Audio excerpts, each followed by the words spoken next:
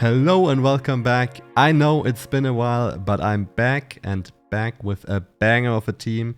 This team has allowed me to reach rank 17 on the global leaderboard, and overall the matches were very dominant with this team. A lot of wins and only very few losses. I think right now a lot of the meta, a lot of the teams people are running are not respecting my backline, and therefore they just don't really stand a chance. So I think this is the strongest team in the whole Great League Remix that I've so far seen. And yeah, we are playing Mantine with a double ground backline as an ABB line. We safe swap Steelix to lure out potential fighters like Poliwrath, as well as Mud Boys and Whiscash, and then Diggersby just cleans up. For the moveset, I'm running Mantine with Wing Attack, ALS, Ice Beam, Steelix with Dragon Tail, Psychic Fangs and Crunch. I was running Dragon Breaking Swipe for some of the games, but I realized that the Skarmory matchup isn't that great if you don't get the debuff, and therefore switched to Crunch. And then Diggersby, we're running Quick Attack, Fire Punch and Scorching Sands. I think Quick Attack is pretty good to be able to hit for neutral damage against flyers. And yeah, overall Quick Attack, pretty decent move. So let's see. This is the set that got me to Legend. In the first game, my phone shut off. I might link the clip down in the description. And therefore I lost that game.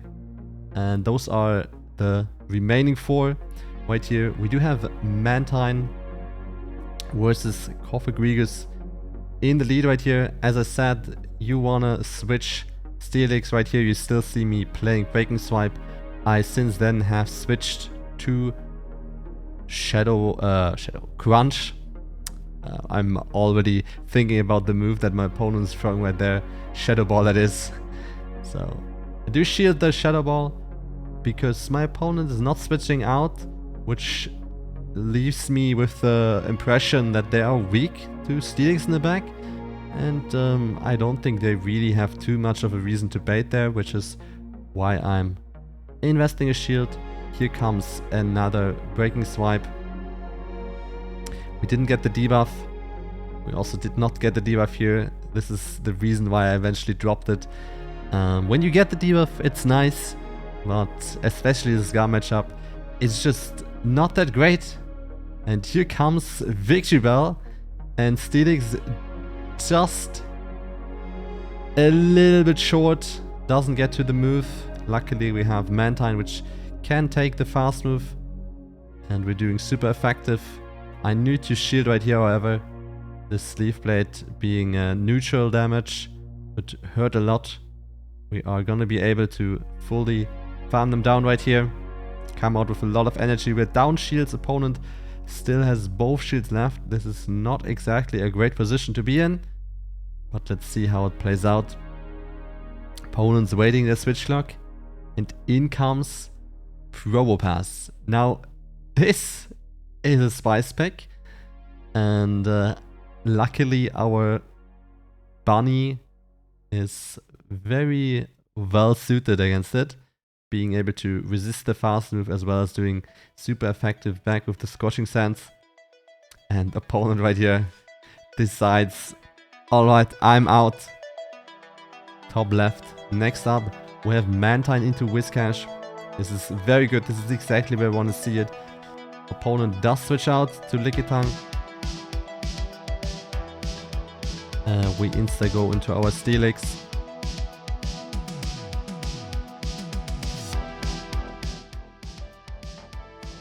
We throw the Breaking Swipe, hoping for the debuff, and we're getting the debuff right there. This is good news for us. When you get the first debuff, this is a very dominant matchup for the Steelix. Being able to take resisted damage from the body slam, so they have to throw Power Whip, and Power Whip is non-stab and not the greatest move. Licky also a tanky Pokemon, so it doesn't have a high attack stat, which means it will not output too much of a threat with the charge moves. Steelix once again being able to withstand this move. We tank and now a power whip.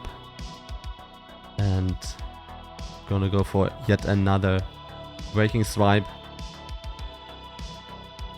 which will bring the Licky very low. Should probably be 2 more Dragon Tails. Maybe 3. It's 3. Opponent reaches a move.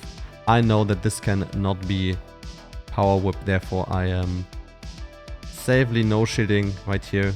Body slam being resisted and they're also being debuffed. Doesn't knock me out. Right here the cash doesn't get too much farm. We're gonna get another move off. This is pretty good position for us. We kept switch advantage. We didn't have to go into shielded advantage. They only get like 3 mud shots, I think. And right here they switch to Skarm. And Diggersby with quick attack dealing neutral, dealing resisted damage with the fast move. But luckily with Fire Punch we are able to hit for super effective back, and Diggersby also very tanky. It can easily take a Sky attack. It can also easily take a Brave Bird. So Skarmory not that threatening. And we are reaching these Fire Punches rather quickly. Going for yet another Fire Punch. And yeah, this matchup is pretty much in the bag for us already. We just need to make sure that we are quick on the swap. Opponent's switch lock is slowly but steadily being up. I think after my charge move right here, it will be. They will probably try to make some sort of combo play and switch out into the Whiscash. I am being aware of that, so I'm just paying attention. Right here they throw another move. I decide that I do want to shield this because it's a CMP, so I will get my Fire Punch off and take this very much low. Now I insta switch to my Mantine. We get to the Aerial Ace. That's gonna take the Skarmory out. And now they have Whiscash in the back against my Mantine, being able to only do resisted damage with the Scald Mud Bomb moveset, and they do top left. Next game we have Mantine versus Abomasnow. This is a okayish lead. Right? They switch into Jelly Sand. It's Bubble Jelly. I've seen Bubble as well as Hex Jelly in this cup. Bubble obviously being stronger versus the Steelix and the Diggersby, but therefore weaker against Mantine. I don't really have the greatest response to Jelly Sand. My team is not necessarily weak to it, but it's also not strong. Usually people throw Shadow Ball right here, so I've basically safely shielded Shadow Ball. I think it's very risky for the for the Jelly Sand to bait the Mantine right there. And yeah, the bubbles are not really doing any damage. I do decide that I want to double up. I want to keep my Mantine in case there's another water type in the back, like the Poly or the Whiscash even. Going for the good move timing.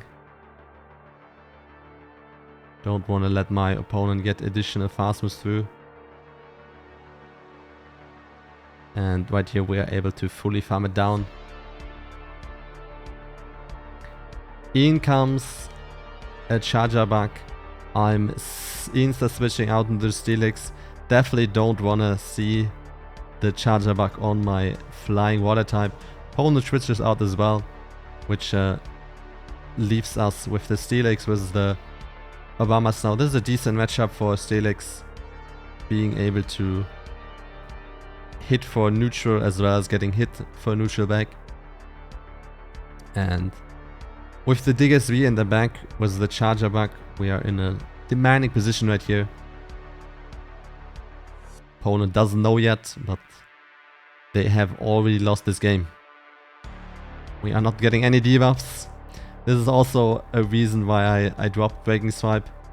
It's just not easy on the mental game if you're getting unlucky and therefore then losing games. So I decided let's drop this Breaking Swipe with Psychic Fangs and Crunch. And while it's also better with the Skarmory, it helps with the Jelly Sense as well as the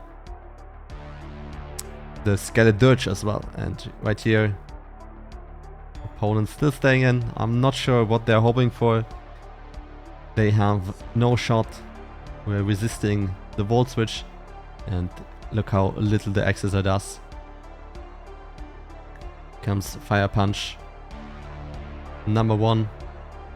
Charger Bug can take these Fire Punches pretty well. But yeah, overall, it will not be able to take out the ground type. As you can see, 2 Accessors easily tanked. We even survived the 3rd Accessor, and we're not really in danger of getting farmed down since they have a double resisted fast move. Right here I go for the CMP. I know that it's probably gonna be CMP and that I will lose it. However, this way I make sure that I take them out, right? And as long as I take them out right here and they don't do any switcheroo into the Abomasnow, I'm mighty fine. Because now I have my Mantine, which is still in a decent, healthy position. And there you go, opponent decided eventually it was time to top left. Alright, Lickitung.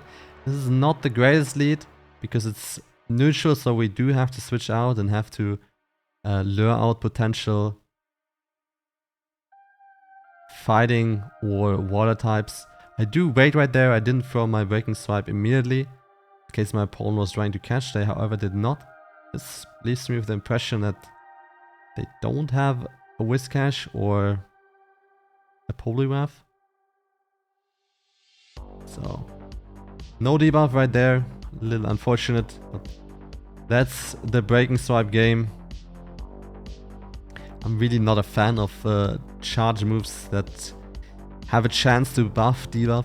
I think overall it creates unhealthy situations where you're gonna win games or lose games because you got unlucky or lucky, and that's usually not fun for either side. Because if you know you only won because your opponent got incredible unlucky with the not getting the debuffs, or you got incredible lucky with getting 2 Night Stage boosts in a row, yeah, then that doesn't feel really rewarding either. Right here, we get them really low. I decide to no shield right here. Body Slam comes in. We're able to survive. Knock it out. We come out with basically no HP, but a move loaded. I go for a Psychic Fangs to make sure to knock him out. They have a Skarmory in the back. Makes sense.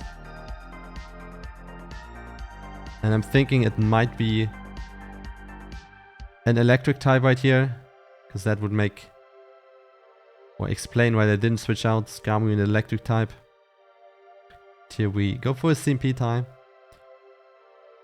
Mantine and Skarmory, I was told, have the same exact stats, so depending on IVs you will lose or win. My Mantine isn't the greatest, that's why I usually win the CMP ties. And I was correct, they had a electric type in the back, making the team meet based on them not switching out. And Diggersby once again is a happy bunny, being able to tank these accesses for us and keep the Mantine safe from these Volt Switches. Opponent once again staying in. I feel like a lot of my opponents did overstay. They definitely could have left the game earlier when it already was over. But maybe they didn't know how this matchup plays out. Maybe they didn't know how easily I can tank these accesses. Maybe they were dropping for my connection to drop, or my phone to shut off like it did in the first game of this set. Alright, we take yet another Exeter. Now the switch clock is up. Opponent switches out. I quickly react to it. And opponent gets to the move right here. I decide to let it go, knowing that I can easily survive the Brave Bird. Well, easily. I was low, but I knew that I would comfortably survive it. And right here we go for the aerial ace. They are debuffed, so this will do a lot. And then another aerial ace for this charger bug. And we have a fire punch as well as a shield. Opponent lets it go. And that's GG. 4-1 to hit legend. The first game, as I said before, my phone shut off because it had no more battery. Right here we have a nice phalanx as a reward. And yeah, I can really recommend this team. It has worked incredibly well for me. And yeah, thank you very much for watching. If you enjoyed it, feel free to leave a like, comment, maybe subscribe. And goodbye.